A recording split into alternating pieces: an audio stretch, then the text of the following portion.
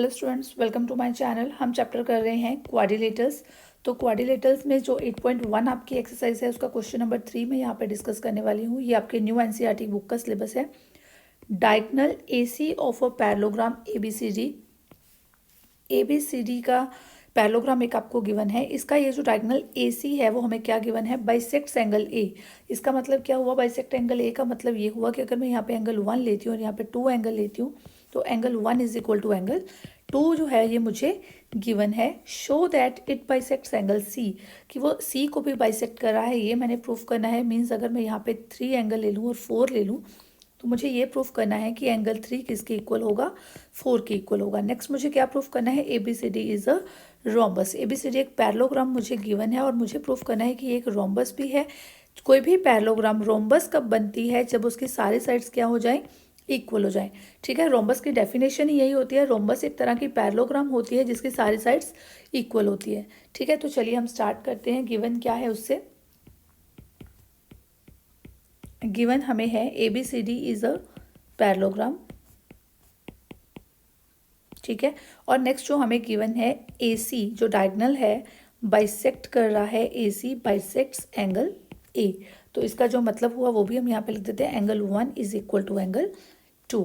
ठीक है, तो टू प्रूफ क्या है, हमने प्रूफ क्या करना है, to prove AC bisects angle C। Angle C को भी बाइसेक्ट कर रहा है, मीन्स हमने क्या प्रूफ करना है, angle 3 is equal to angle 4। ठीक है, और नेक्स्ट जो चीज़ हमने प्रूफ करनी है that is ABCD is a rhombus. ABCD is rhombus. ये दो चीज़ें हैं जो हमने प्रूफ करनी है। तो चलिए प्रूफ देख लेते हैं।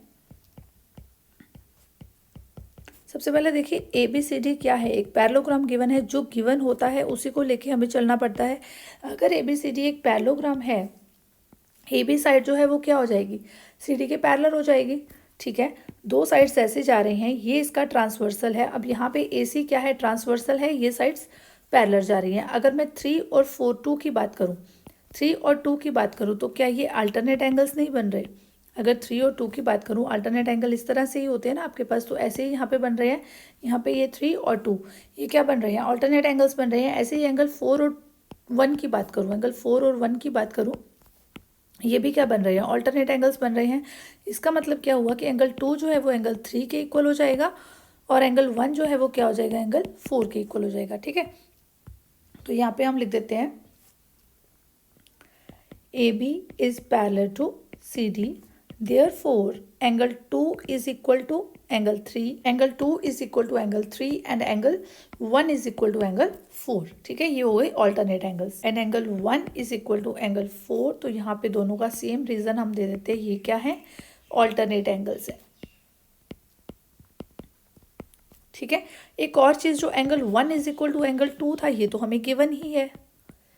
ठीक है, तो इन सब चीज़ों को यूज़ करके हम क्या बनाते हैं, it implies angle 1 is equal to angle 2 is equal to, अब 2 देखिए किसके इक्वल है, 3 के इक्वल है, तो यहाँ पे मैं 3 लिख देती हूँ। ठीक है, और 1 जो है ऑलरेडी ये किसके इक्वल है, दैट इज इक्वल टू 4, तो यहाँ पे मैं दैट इज इक्वल टू 4 लिख देती हूँ। इसका मतलब क्या हुआ, 1 2 3 4 ये सारे क्या आ गए, इक्वल आ गए। बट मुझे तो यही प्रूफ करना था, it implies angle 3 is equal to angle 4। ये जो हमारा फर्स्ट पार्ट था कि AC जो है वो बाइसेक्ट करता है एंगल C को, वो चीज़ हमारी प्रूफ हो गई। 3 एंगल जो है वो 4 के इक्वल आ गया। It implies AC bisects angle C। Clear, एक क्वेश्चन तो हमारा हो गया। नेक्स्ट हमें प्रूफ करना है ABCD is a rhombus. ABCD एक रोम्बस है, इसको प्रूफ करना है। अब ये जो डायग्राम है ना हमारी, ये चीज़ बता रही है कि हमने एंगल 2 को एंगल 4 के इक्वल अगर प्रूफ कर दिया तो 4 के सामने वाली जो साइड है AB और 2 के सामने वाली जो साइड है BC, ये क्या हो जाएंगी, इक्वल हो जाएंगी। AB is equal to BC, तो in triangle ABC, in triangle ABC angle 2 is equal to angle 4, ये हमने प्रूफ किया है तो हम प्रूफ्ड लिख देते हैं।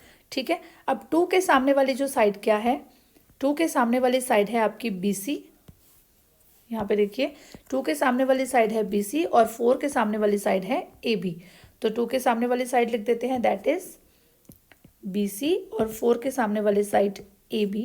तो यहाँ पे हम कहेंगे opposite sides of equal angles अगर होते हैं तो इसकी ऑपोजिट साइड्स भी क्या होती हैं, इक्वल होती हैं। ठीक है, यही होता है ना, अगर हमारे पास ये एक आइसोसेलेस ट्रायंगल होती है, अगर ये दो साइड्स हमें इक्वल मिलती हैं तो हम क्या कहते हैं, इनके ऑपोजिट एंगल्स भी इक्वल हैं। अगर हमें एंगल्स मिल जाए तो हम इनको साइड्स को इक्वल कह देते हैं। ठीक है, तो BC किसके इक्वल आ गई, AB के इक्वल आ गई। तो AB ऑलरेडी किसके इक्वल है, वो CD के इक्वल है, बिकॉज ये हमें पैरेललोग्राम तो गिवन ही है, तो पैरेललोग्राम की तो ऑपोजिट साइड से इक्वल होती है। AB ऑलरेडी किसके इक्वल है, CD के इक्वल है, और BC ऑलरेडी किसके इक्वल है, वो AD के इक्वल है, बिकॉज इसके ऑपोजिट साइड्स इक्वल हैं। ठीक है, तो BC ऑलरेडी किसके इक्वल है, that is equal to AD। तो हम यहाँ पे क्या मेंशन करेंगे, ये तो ऑपोजिट साइड्स हैं, ऑपोजिट साइड्स ऑफ पैरेललोग्राम। ठीक है, तो अब इन तीनों चीज़ों को देख के देखिए, AB जो है वो BC के इक्वल, BC जो है वो AD के इक्वल। ठीक है, इस तरह से ये सारी साइड्स हमारी क्या आ जाएंगी, इक्वल आ जाएंगी। ठीक है, तो AB is equal to BC is equal to, BC जो है वो AD के इक्वल आ गई। तो और यहाँ पे कौन सी साइड हमारी बच जाती है, AB is equal to BC, BC जो है वो CD के इक्वल है और ये AD के इक्वल। ठीक है, BC और यहाँ पे AB जो है वो हमारा CD के भी इक्वल है, तो CD is equal to, AB जो है वो CD के भी, CD equal to BC is equal to AC। तो ये सारे साइड्स जो है ये हमारी इक्वल आ गई। तो hence all sides of parallelogram are equal. तो ऐसी पैरेललोग्राम जिसके सारी साइड्स इक्वल होती हैं तो ABCD इज अ रोम्बस। ठीक है, तो ये क्या बन जाएगी, एक रोम्बस बन जाएगी, हेंस प्रूव्ड। ऐसी पैरेललोग्राम जिसके सारी साइड्स इक्वल आ जाए तो वो क्या बन जाती है, एक रोम्बस बन जाती है। अगर वीडियो पसंद आई है तो प्लीज़ चैनल को सब्सक्राइब कर लो, बिकॉज पूरा सिलेबस हम यहाँ पे कवर करने वाले हैं। Thank you and keep watching my videos.